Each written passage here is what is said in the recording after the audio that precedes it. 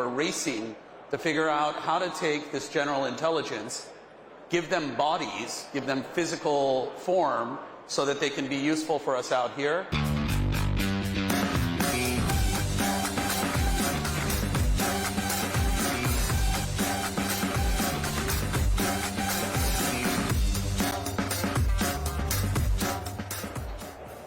Okay, well, great.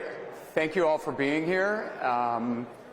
Here to talk about AI, which we know is scaling in the digital world, but how that is kind of moving into the physical world. And so, want to understand how important is the shift strategically, how fast do we think it's going to happen, what are things holding it back? So to start, I just want to kick it off, what do each of you think is genuinely new in, AI for the physical world? Are we at any tipping points, or is it just still kind of gradually progressing? And maybe, Giannis, let's kick it over to you to start. Yeah, well, first of all, thank you so much for the invitation. It's great to be here with other great people. I think what we've started to see with physical AI is actually what we started to see with digital AI maybe 5-6 years ago. So we're getting to the point where there's more data. There are some breakthroughs in transferring from simulation to the physical world, and we've started to see these models just being much more powerful and leading to things that even a few years ago we felt that they were impossible to happen. I think that in the next 2-3 years we'll just start seeing also the GPT-3 moment for robotics, and yeah, really excited about that. So you said this is going to be more gradual. I didn't hear anything about an immediate breakthrough thing, but I don't know, Peter, what are your thoughts?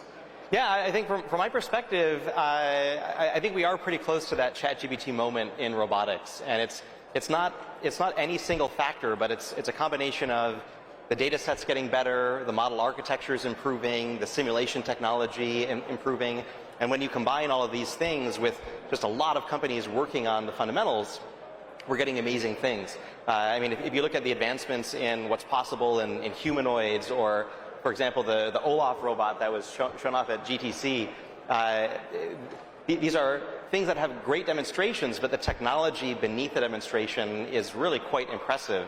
And as we apply those same techniques into factory settings, into defense settings, the capabilities are going to accelerate quickly. I think this next year, the next few years are really where the rubber meets the road on a lot of this.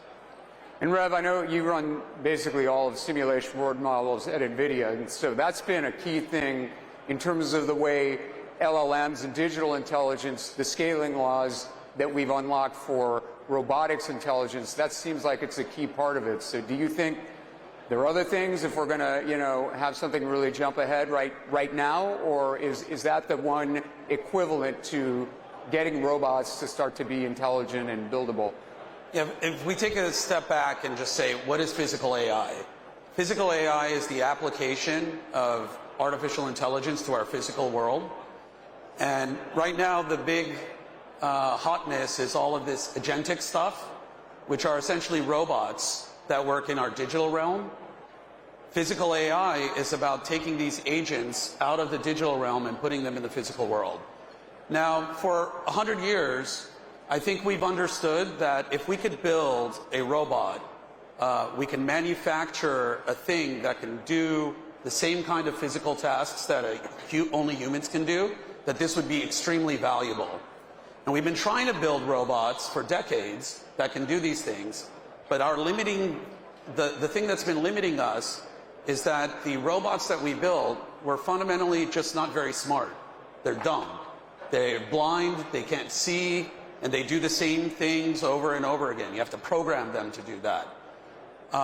What's changed recently is now we have the technology to build a good brain, a general intelligence, and with that we have the chance of building a good robot brain that could be useful for us out here in the real world. So currently we're in the midst of this thing where we're racing to figure out how to take this general intelligence, give them bodies, give them physical form so that they can be useful for us out here.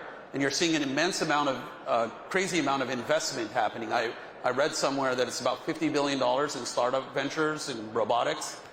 this past year.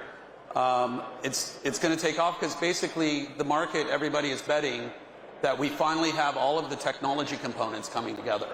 Okay, and I want to come back to that on the brain and really how good really is it today versus what we need if these systems are going to walk around among us.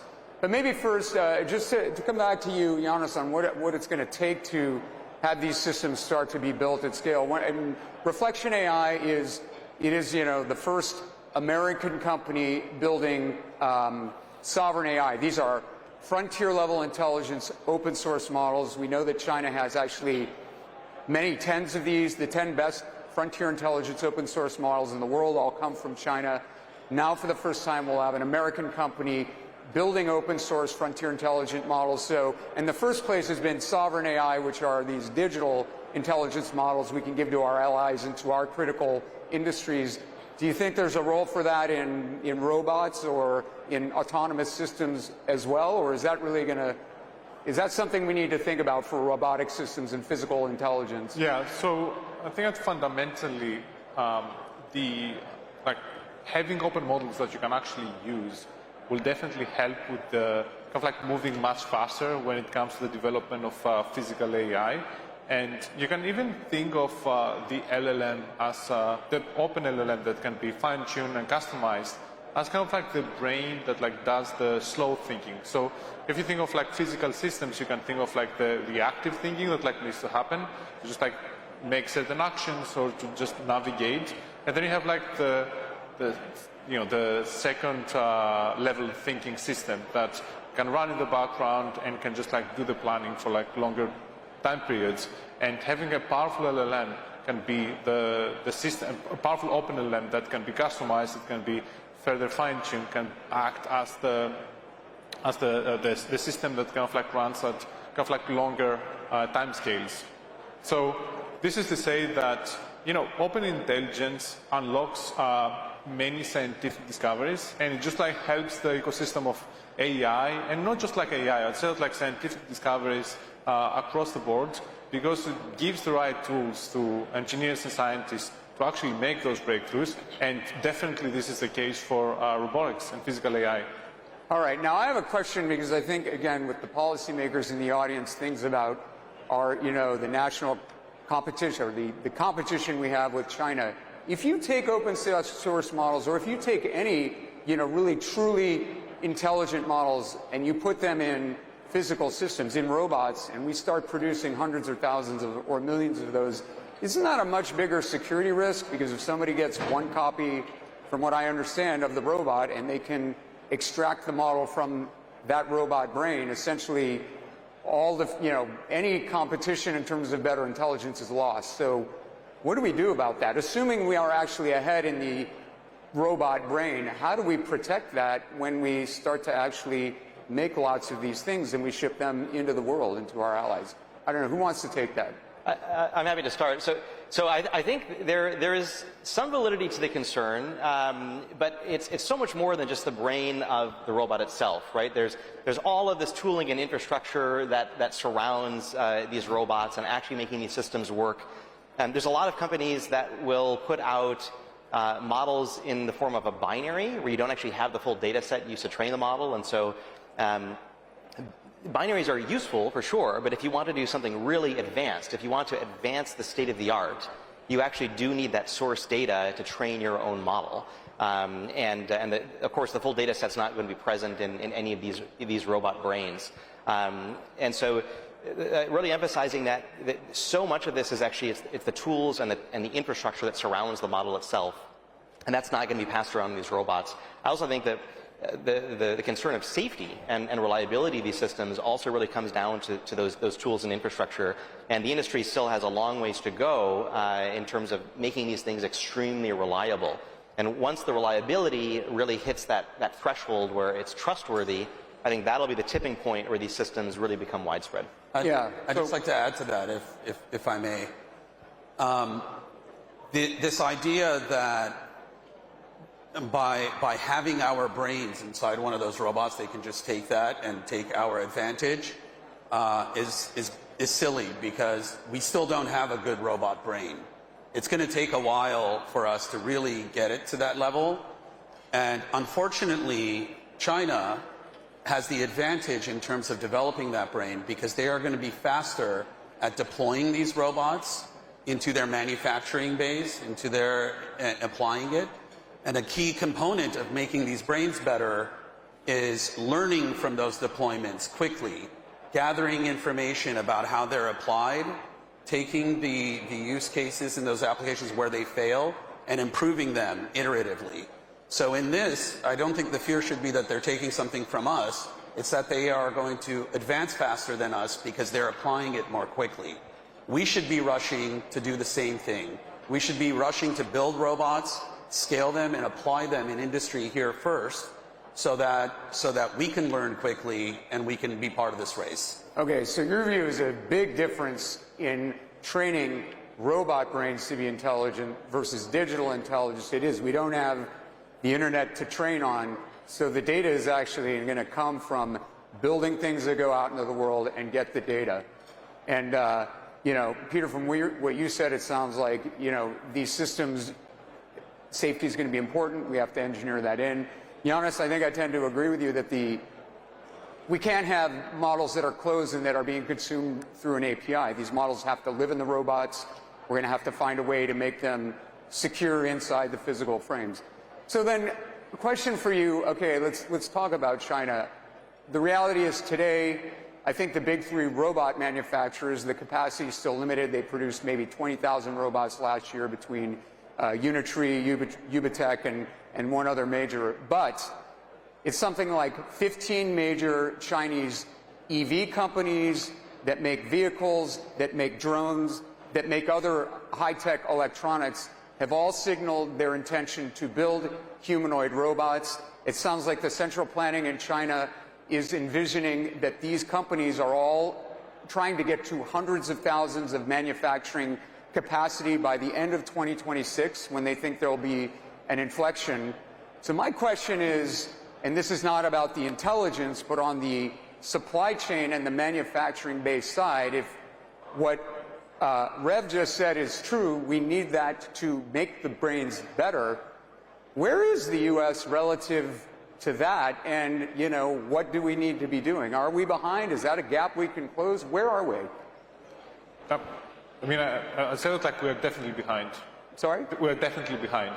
We're definitely behind in terms of having the supply lines, in terms of having, you know, the know-how. There's like a whole industrial ecosystem that was built over the past 30 to 40 years in China to ensure that like they stay at the forefront of what's possible in terms of manufacturing. And you know, there isn't anything similar here in the US, and we should just like start investing again and just like try to kind of like build that. But you know, we are like really better in terms of like software in the United States, and I think that like in terms of building the AI and the brain, we're probably ahead. But like in terms of the hardware and the physical parts of it, we aren't. So but give me like a simple one good idea. If China's ahead, and we know that basically the fact that they produce millions of drones like DJI, or, you know, I think they're the largest volume producer in aggregate of EVs. So they have the competence to do this at scale. We're behind, what, you know, and we're good at software. What do you do? How do you overcome if you're behind? Well, the good news is that with the introduction of this technology, like any great technology, it's a moment of disruption. So what's been done before starts to become irrelevant. It's like a level set. We start to equalize. Now, if we take this opportunity, this disruptive opportunity to, as we reindustrialize, do it in the new way, we are more or less at equal footing with China. But we have to do this in an organized way. We have to align and have a national strategy that encourages the development of a whole ecosystem around building these supply chains, not just by ourselves, but also with our allies. The important thing here is to get as quickly as possible to a route where we can have a complete supply chain that is outside of China. Okay, so... And I would also just add that really what we need is, as a part of reindustrialization, it's the ecosystem around manufacturing, right? So I think we're both from Silicon Valley, and Silicon Valley has the software ecosystem, right? You have dozens of companies that are extreme experts in various fields in AI. Detroit, let's say 70 years ago, had that atmosphere around manufacturing, and that's what we need to bring back. Because it's not one single company that can do this. If you look at Shenzhen, and if you visit Shenzhen, there are thousands of these small manufacturing companies, and we don't have that right now in the U.S. It sounds like reindustrialization or having a supply base in the U.S. It's not about doing it the way we did it before. These have to be supply chains where we understand how to manufacture it. Really sophisticated, technologically, edge tech products at scale, cheaply. So, no silver bullets, probably a lot of work to be done there. Yeah. Now, Peter, I want to shift the conversation to defense specifically. You've testified before Congress about dual use and how, there can be, leveraging what we do in the commercial sector is something that can, help us advance how we use robotics across sort of national defense. It sounds like, again, in China, there's already signs that as it relates to their commercial base, they're able to, potentially repurpose that. I mean, I've seen some of the videos. I know they're probably just sort of small, or maybe they're AI enhanced right now, but of robots in Chinese military uniforms. I mean, what do you think from a dual use standpoint in the U.S. is either holding us back or can help us really enable, our military and our security agencies to, use robots at the frontier and quickly? Yeah, I think there's enormous potential for dual use. I mean, this is something that I'm really passionate about, and as you mentioned, I've actually testified in front of Congress on. I'll give just a few specific examples from our own work. We do a ton of work in autonomy across commercial and defense. We do self-driving cars and self-driving trucks, and then a bunch of things in the defense sector.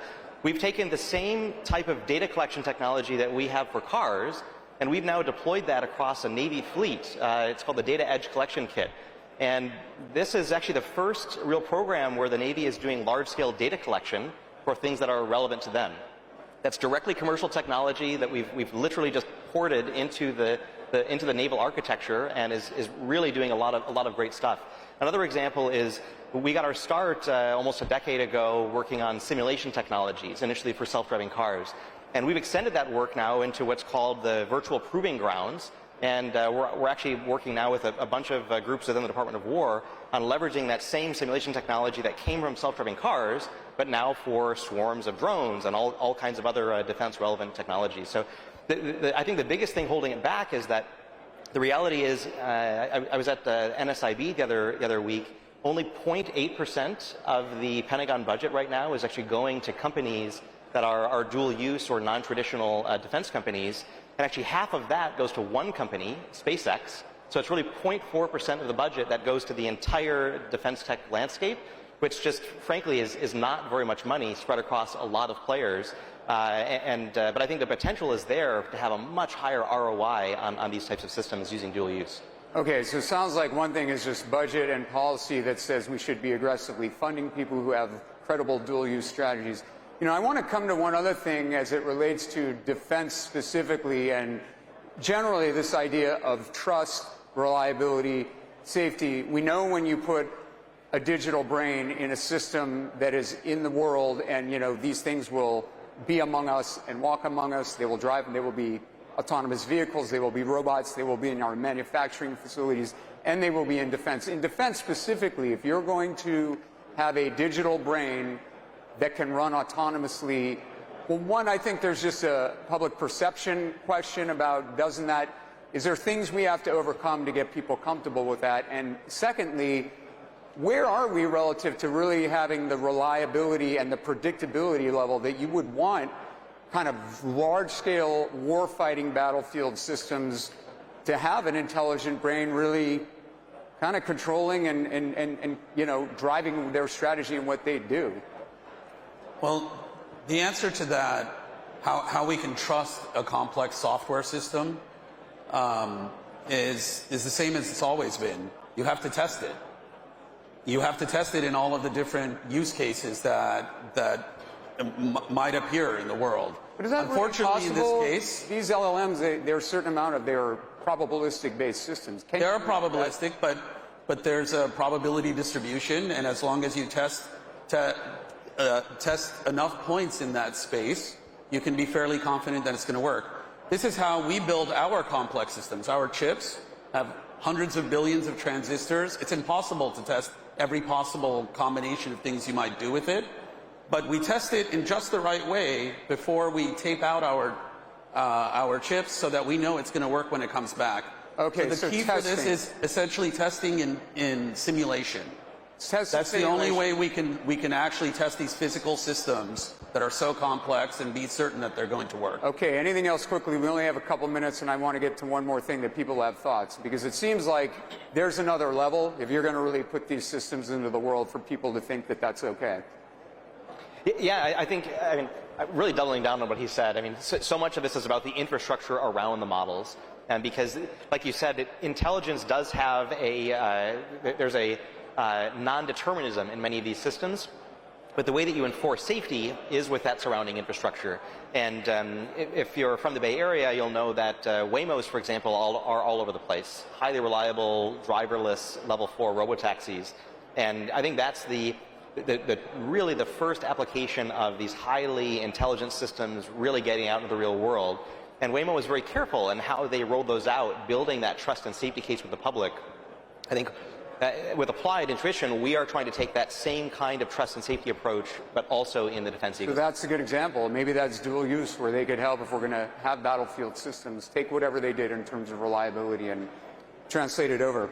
Okay, we only have a minute and a half, but just quick fire view of the future. Whoever wants this, if you had to imagine, let's just say 10 years from now, a society, where we're going to be with this, will we have, a robot and a driverless car for every person in the U.S.? Will our allies have that, or is it going to take longer or shorter?